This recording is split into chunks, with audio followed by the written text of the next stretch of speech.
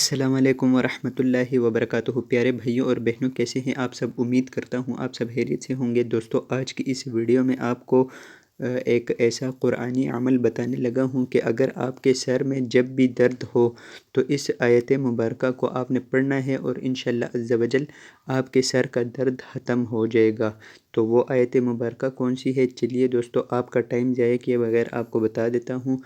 لا یصدعون عنہا ولا ینزفون، سورہ واقعہ کی آیت نمبر 19 ہے۔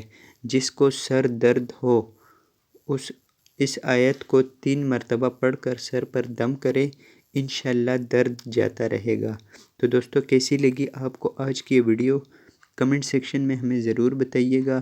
اور دوستو، اگر آپ کو ہماری ویڈیوز پسند آتی ہیں تو لائک بھی کر دیا کیجئے، اور اگر اسی طرح کی مزید ویڈیوز آپ دیکھنا چاہتے ہیں تو چینل کو سبسکرائب کر دیجئے۔ اللہ حافظ۔